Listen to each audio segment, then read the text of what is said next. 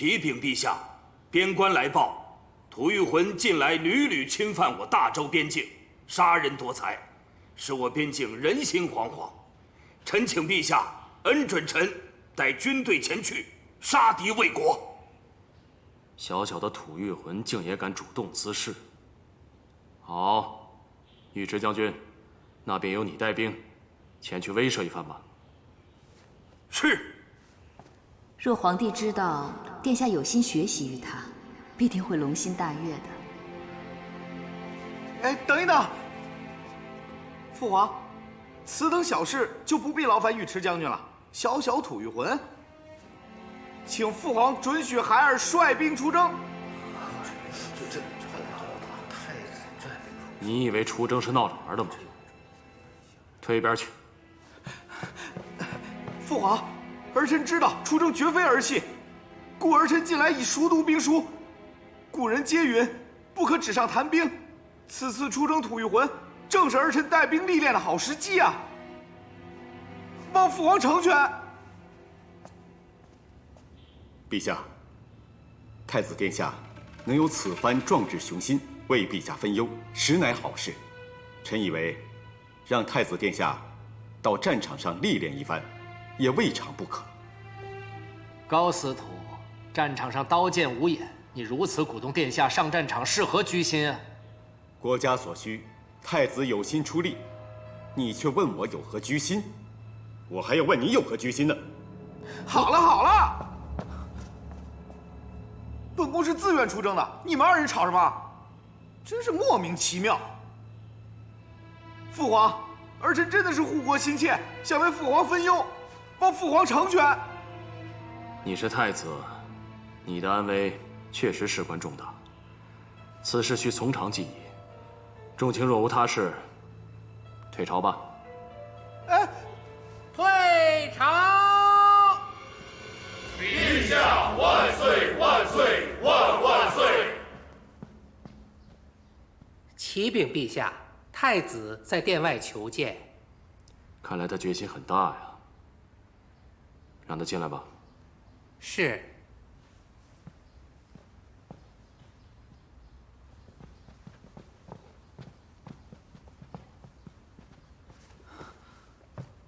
儿臣参见父皇。起来吧。父皇若不答应儿臣出征，儿臣便长跪不起。你竟有此般决心，说吧，是谁教你的？没谁啊，是儿臣自愿的。哼，你是朕的儿子，朕会不知道你吗？你若不说实话，朕是不会答应你的。你要跪，便跪着吧。是随国公夫人建议儿臣出征的，但是即使旁人不教，儿臣也愿意为父皇分忧啊，是儿臣自愿的。他此番居心何在啊？难道他连你也想左右了吗？不，父皇，儿臣的性子，父皇您还不知道吗？岂是一介女流能够左右的？独孤伽罗可不是一般的女流之辈。父皇，儿臣自知能力不济，父皇不放心儿臣出征。但儿臣若不出去历练，何时才能如父皇所愿独当一面啊？儿臣知道，父皇您在儿臣这般年纪之时便常常出征，所谓虎父无犬子。哎呀，您便相信儿臣一次吧。此次吐谷浑胆敢进犯，儿臣以太子之身份前去阻击，必定给其极大的威慑，令其不敢再来进犯。哎呀，儿臣有心护国，望父皇成全。哎呀，父皇，你若还是不放心的话，可让朝中大将随儿臣一同出征啊，儿臣也好多加学习嘛。朕也觉得你该好好历练历练了。既然你有心，如今又有一个好的时机，那你便去吧。多谢父皇，儿臣定不辱使命。走吧，宝贵。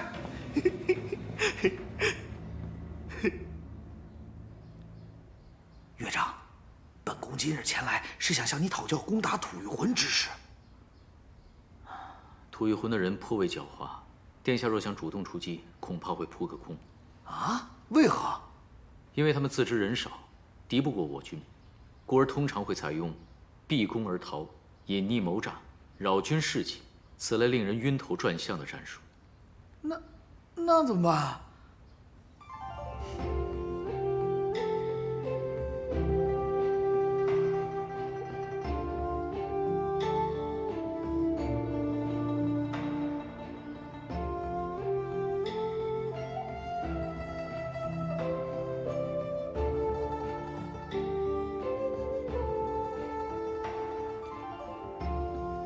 妙计呀，岳丈，妙计呀！不过父亲，我们来问您吐谷浑之事，您似乎一点都不意外。其实我一早便得知了太子殿下主动请缨出征吐谷浑的消息。我也曾出征吐谷浑，看到你们二人一同前来，心中便已猜到，一定是问有关出征之事。知女莫若父。岳丈，你既懂军事，又能治理州郡，如今却在这小小的灵芝馆里边，未免太屈才了吧？待本宫得胜归来，一定向父皇请命，为岳丈调职。多谢殿下抬爱，只不过为皇帝分忧，在哪里任职都一样。如今我在这灵芝馆，每日与各州的官员一同研究商讨治理州郡之法，倒也收获颇丰啊。殿下，顺其自然便可，不必为我劳心去皇帝那里讨要好处。啊，这……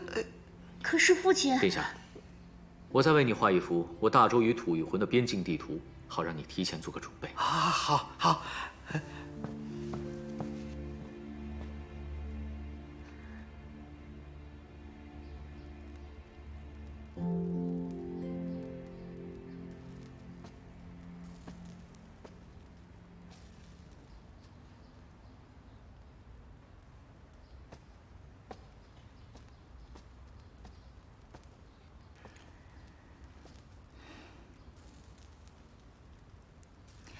他会平安归来的，你别担心。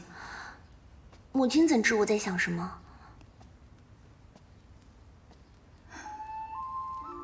母亲又怎会不知道呢？以往你父亲每次出征，我也是像你这般表情，这般心情。可是父亲的功夫比太子好，又懂战术，能保护自己。但是太子除了一腔热情，别的好像没有了。正因太子经验不足，所以才要多加历练。说不定此次战场拼杀后，他能够成为真正的男子汉。而且待他得胜归来，在朝中的威望必定大增，皇帝也不会像以往那般轻视于他。你在宫中，才能得到真正的敬重。我知母亲是为我好，义父一定会保护好太子的，是吧？皇帝正是因为担心太子，所以才派你义父随行。你便安心等着他回来吧。嗯。母亲笑什么？之前母亲担心你若成亲后还不喜欢他，那日子过得必定是不开心。如今母亲见你如此担心他，知你心中自是有他，所以母亲很高兴。其实太子除了有些不上进以外，倒也是个不错的人，待我也挺好的，我的心便不知不觉地偏向他了。这太子肯为了你们的前程上战场，怎么会是不上进呢？我的丽华呀，只要他待你好，那母亲也就安心了。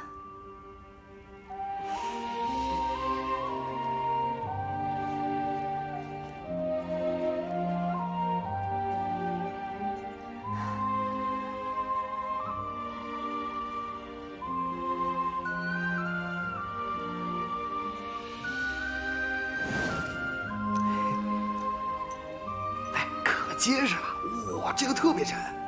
你看这个，旁人都没有，只有我有。哈！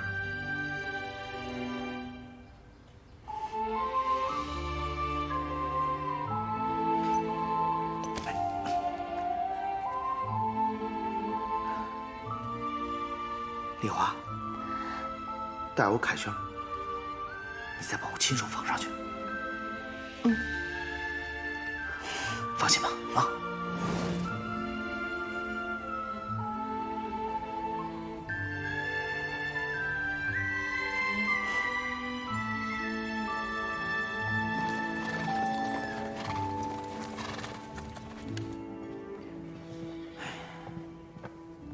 哎，殿下，二位将军，我们来商议一下战术。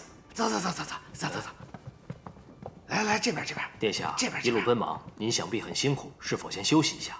哎呀，不用，我们办正事要紧，办正事要紧。殿下说办正事，那我们就先办正事。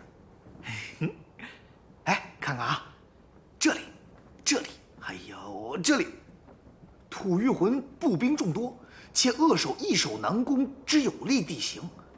我军远来疲惫，他们可以以逸待劳，故而，本帅认为这场仗我们只能智取，不可强攻。吐谷浑的人可颇为狡猾，殿下若想主动出击，恐怕会扑个空。啊？为何？因为他们自知人少，敌不过我军，故而通常会采用避攻而逃、隐匿谋诈、扰军士气此类令人晕头转向的战术。那怎么办？佯败。明日晌午，杨将军，你率8000兵力先跟吐谷浑的军队打上一仗。是。记住，只能败，不能胜。不能胜？为何？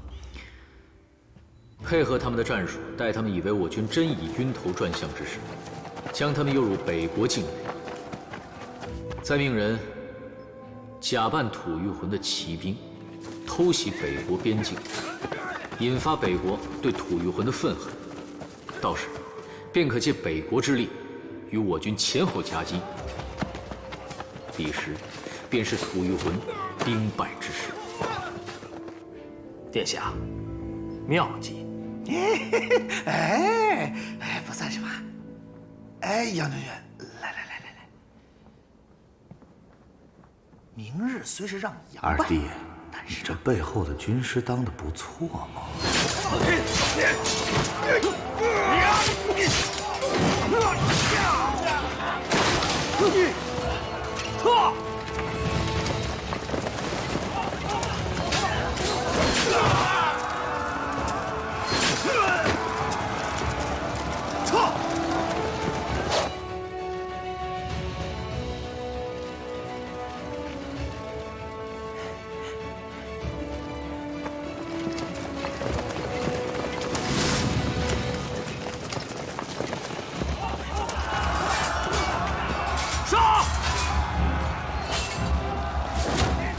公元578年3月，周国太子宇文赟率军回击犯境之吐谷浑军队，使妙计借北国之力，以极少的伤亡大败吐谷浑。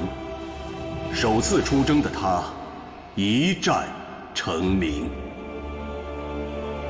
呀！你慢点吃。云儿真是长大了，不但能主动请缨去打仗，还能打个大胜仗回来。孩儿也是为了日后跟丽华的日子能过得好一点，我才去的。为了日子能过得好一点，这是何意啊？母后，孩儿的意思是，我主动请缨去打仗，得胜归来，父皇他就不会看不起我了。这样，我与丽华今后的日子才能过得舒心一些。云儿，这建功立业，应当是一个男子汉毕生的志向。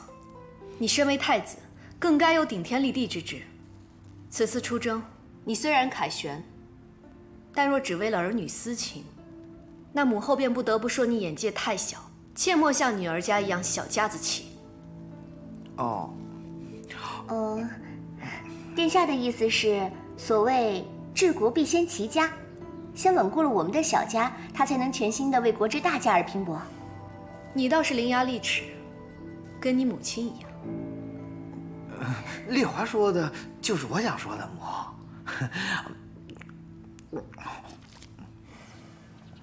这治水嘛，儿臣记得东汉有2位精通地理的水官，一位叫王吴，另一位叫王景。他们2人采用堰流之法治理渠道，使黄河之水不再为害。还有呢？还有，大儿臣想一想啊，还有，这治水如打仗一样，前人的经验可以借鉴，但也需依照实际情形，灵活机变。是父皇。但灵活机变的前提，是要好好去了解前人的经验。是父皇。儿臣回去之后便去临直馆翻阅典籍，儿臣听说那有不少的治水记载。哦，你跟那儿的人很熟悉啊？岳丈不是在那儿吗？儿臣和丽华偶尔会过去，便与他交流交流。交流交流。交流之后觉得如何呀？儿臣觉得岳丈的确不一般，他不但懂得行军打仗，又懂得治理州郡。至于抗灾治水之事，好像也不在话下。哎，父皇，你说像岳丈这样的人才，只安排在这小小的临直馆，是否太屈才了？此话是谁教你的？杨家人教你这么说的？朕早就知道，他们杨家绝非善善之辈。没人教儿臣呢，父皇。潜移默化的影响力才最可怕。你看看你，还敢说你不是他们家的人？凭你那简单的脑袋，如何看得出他们的手段？朕告诉你，从今往后，不许插手杨家的事，否则你早晚被人玩弄于股掌。是父皇。哎，父皇，你有滚！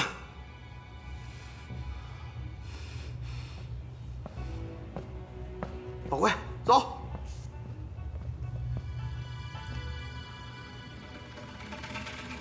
杨戬，他凭什么呀？无缘无故就骂我，无缘无故就骂我。自古以来，哪有太子像我这样的？气死我了！殿下，莫生气，莫生气，气大伤身，气大伤身呢。干什么？如今连你也管我了啊！奴才不敢，奴才不敢。参见殿下。太伯，殿下，这是谁惹您生气了？没谁。看着殿下不高兴，微臣这心里也不是个滋味啊。很快便是正月15了，4位夫人准备拜祭月神，为陛下、皇后还有殿下祈福。为此，他们还特意编排了祭祀时用的踏月舞，命臣去看看。不如殿下也随臣去观赏观赏。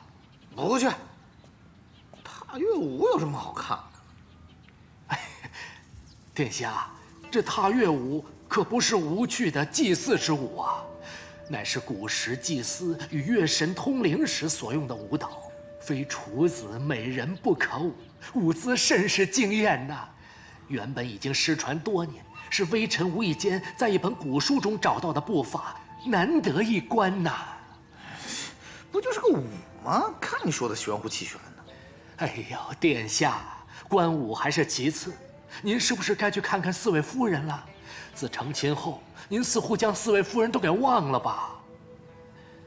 殿下，如今您也身居朝堂了，那4位夫人的父亲多多少少还是能为您做一些事情的。倘若您一直冷落他们，恐怕他们的父亲心中多少会有一些想法的呀。切，谁敢对本宫有想法？殿下，人心是靠笼络的。这4位夫人的父亲，毕竟都是朝中大臣。您如此冷落他们，那是会影响君臣关系的。到时陛下还不是要怪罪于您？行吧，跟你去看看也无妨。殿下请。哎，下去。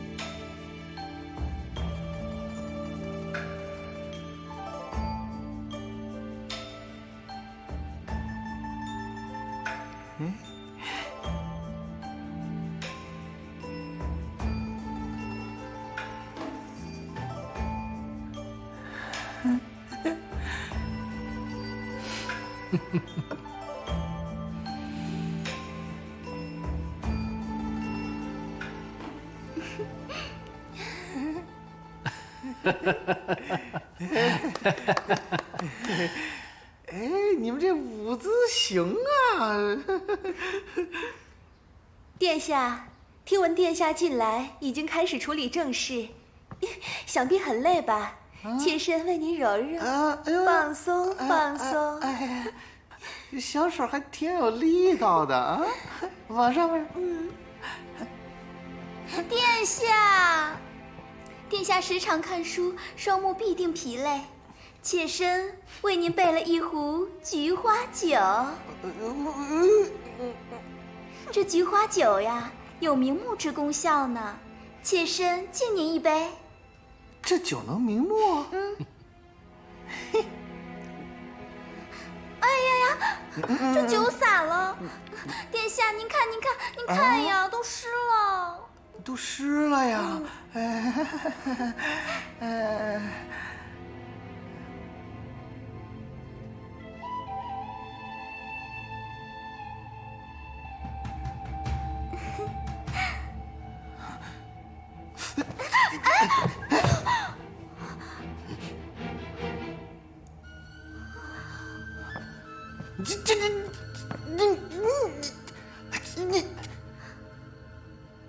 本宫还有事，先走了。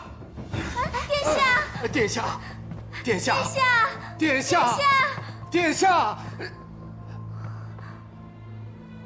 太伯，这是怎么回事啊？你们也都看到了，殿下心系太子妃，诸位夫人还得多加努力才是啊。太子妃，又是太子妃，哼！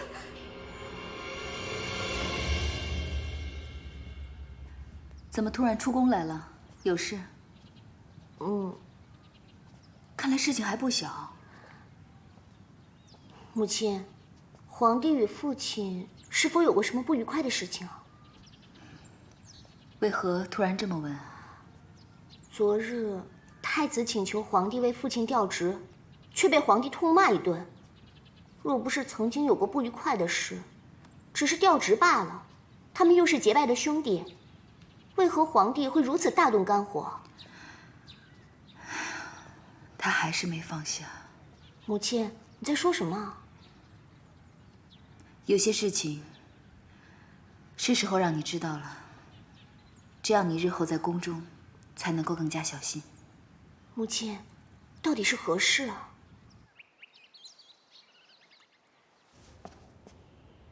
启禀陛下，因上次殿下妙计，诱吐御魂军队入北国，北国察觉后，认为自己被利用，故近来多有进犯我大周边境，似故意挑衅。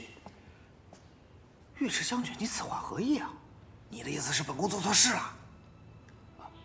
臣不是这个意思。这些年，北国境内各部逐渐四分五裂，内力消耗过大，国力已大不如从前，甚至军队供给都有问题，故他们寻了个由头，侵犯我边境，抢夺我钱粮。这是他们蓄谋已久之事，绝非殿下之过。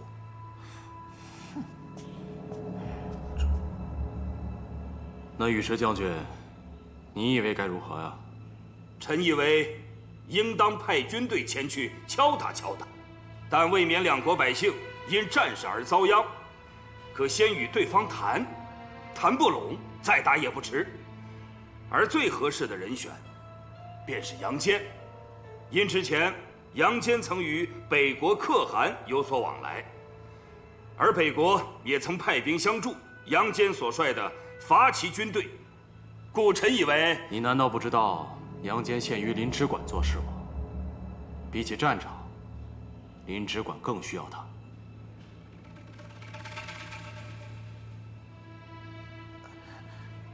父皇，儿臣愿再次率军出征。那个北国的达头可汗啊，是儿臣的舅父，儿臣去找他好好谈谈。如若谈不拢，再打也成啊。再说了，儿臣也有打过胜仗的经验啊。这次又是谁鼓励你出征的？啊？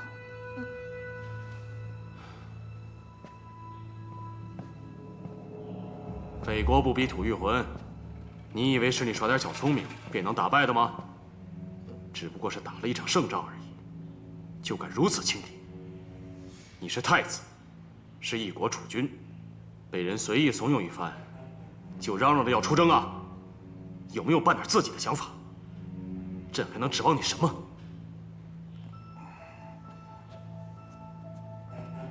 你知不知道，你这一去小打小闹，很有可能会毁了朕的大计。儿臣愚钝，不知父皇有何大计。你能知道什么？正如尉迟将军所说，如今北国内部四分五裂，国力日衰，是时候该拓展疆土了。仆朕决定亲征北国，扬我国威。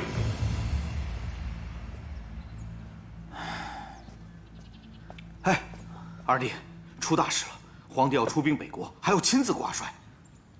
北国又侵犯我大周边境，可不是嘛？这刚打完吐谷浑，现在又要打北国。我们都说了，可以先采取柔和手段来平息两国一触即发的战争。哎，但皇帝坚持要征伐呀，我们是想不出什么招来劝他了。你可有办法？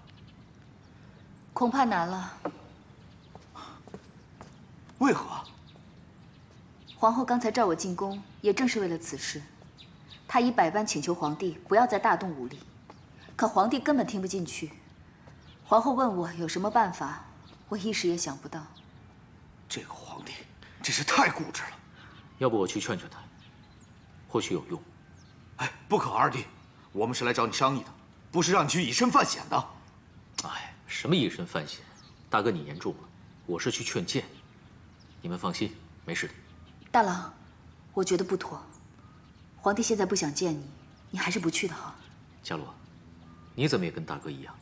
你们放心吧，劝不住我也会没事的。如果劝得住，岂不是皆大欢喜的事情？好了，在家里等我吧。啊，哎，二弟，二弟。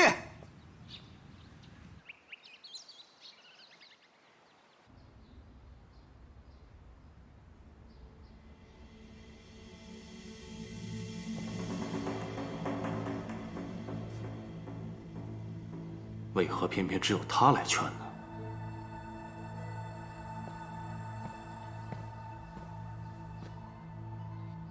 隋国公，陛下若想见你，早传你了。你看你等了那么久，陛下都未松口，你还是回去吧。见不到陛下，我是不会回去的。隋国公，你又何必如此固执呢？待会儿惹得陛下不高兴，你可担待不起。你也莫让我们为难了，还是回去吧。你一直这样跪着，陛下不想见你，你也见不到。隋国公，你这是做什么呀？隋国公，还是回去吧，否则别怪我不客气了。此事事关皇帝的安危和整个国家的前程，你若一再阻拦，休怪我对你不客气。陛下，臣知道，陛下不愿意见到臣，但臣还是要说。臣说完，甘愿受罚。北国地处苦寒之地，地广人稀，衔接不宜。我大军入京作战，供给将会变得十分困难，且马上便要入秋，那里天气变化非常之大，而我大周的将士根本就不适应那样的作战环境，势必严重影响士气。即便陛下决定要征讨北国，也不应该选在此时，这样对我军甚是不利。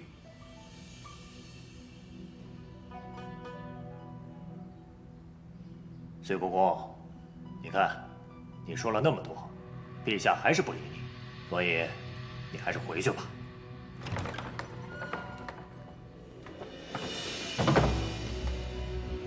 陛下，安德，你觉得隋国公说的有理吗？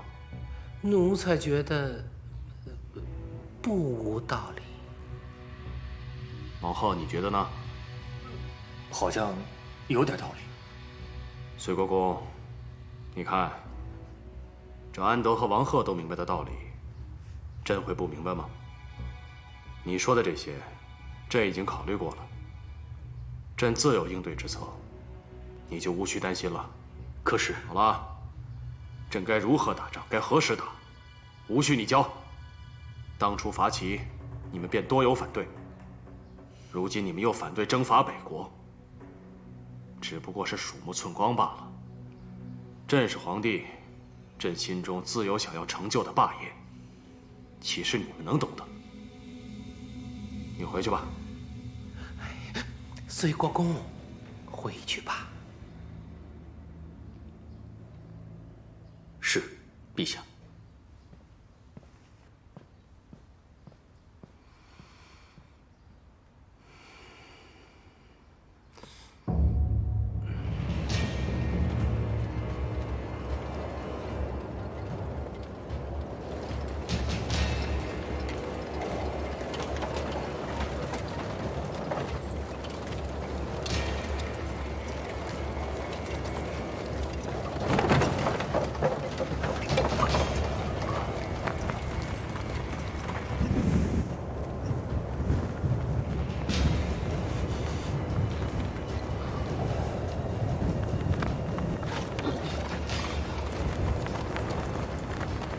陛下，您没事吧？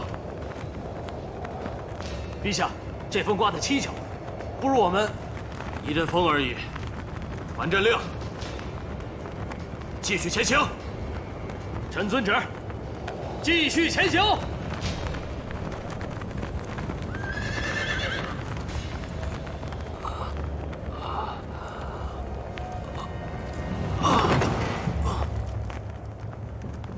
陛下，陛下，陛下，陛下，陛下，陛下，陛下！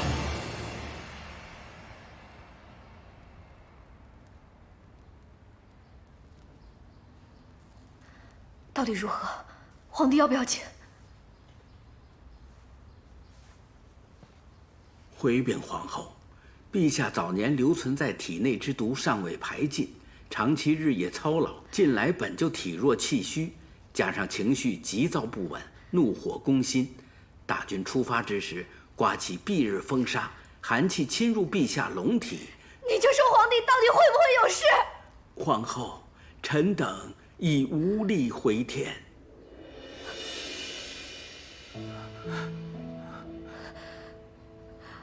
皇帝绝不能有什么事。如若皇帝有什么事的话，你们都别想活了。是。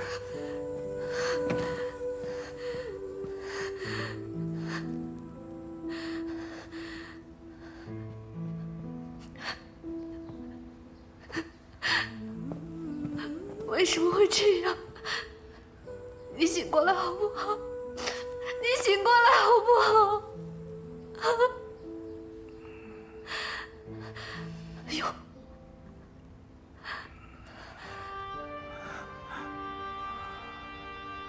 什么？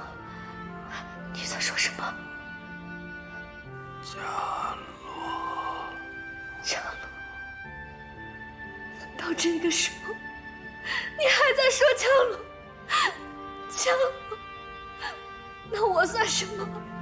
我算什么？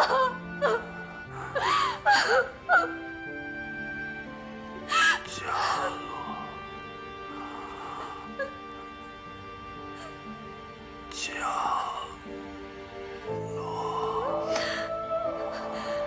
安德，在。知青，独孤，伽罗。是皇后。我帮你把他请来了，那你醒过来好不好？醒过来好不好？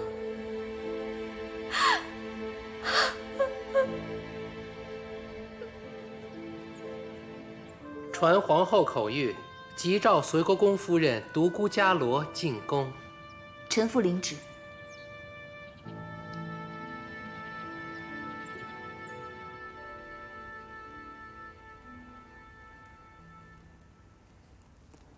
云儿啊，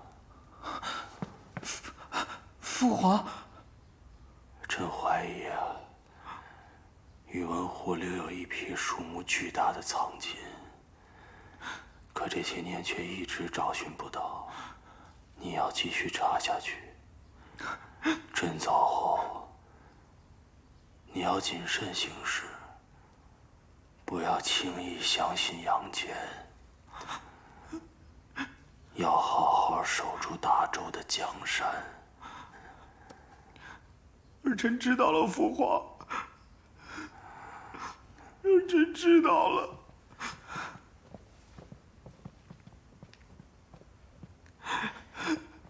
启禀皇后，随国公夫人到了。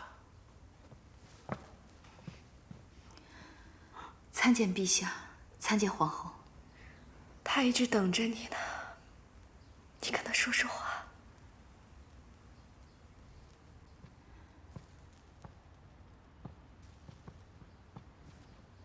陛下，伽罗来看你了。伽罗，临走前能见你最后一面，臣很高兴。陛下，朕这一生坎坷曲折，高岸低谷都经历过了。虽然还有一统天下的理想未能实现，于今这境况也足够了。朕这一生最后悔的是，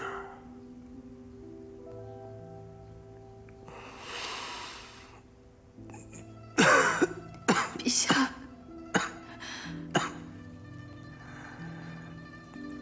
伽罗，未能与你成亲，相伴终老，是我这一生、这一世最遗憾的事。原本该是我陪你雪夜煮酒，该是我陪你青丝渐白，本该是我护你一世周全的。如今只剩下最后一口气，终究是于事无补了。陛下别说了，您好好歇息。这些年斗来斗去，不就是为了让你多在意我一些吗？哪怕是恨也好，你好歹也是忘不了我的。我在你这里，永远都是输家。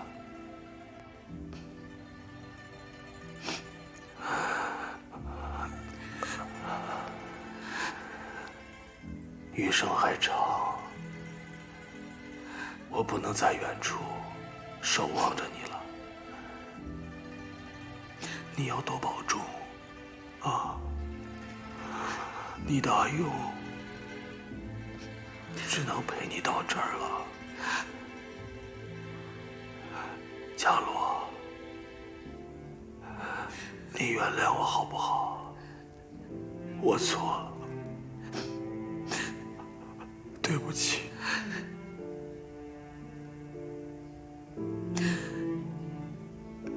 对不起，阿勇，伽罗原谅你了。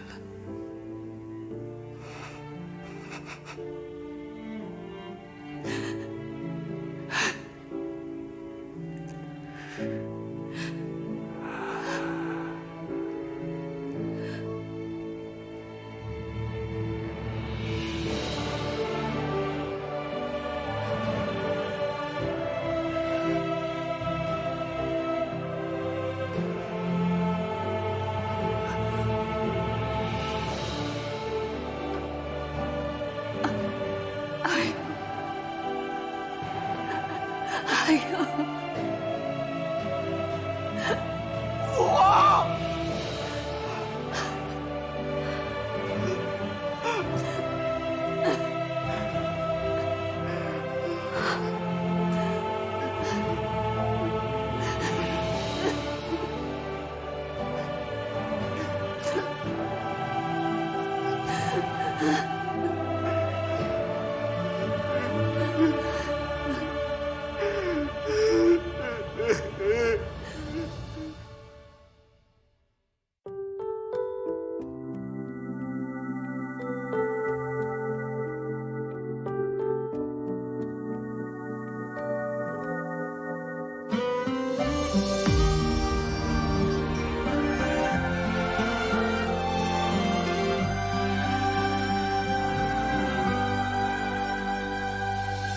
祝你眉眼踏平风雪，问大雨滂沱的昨天，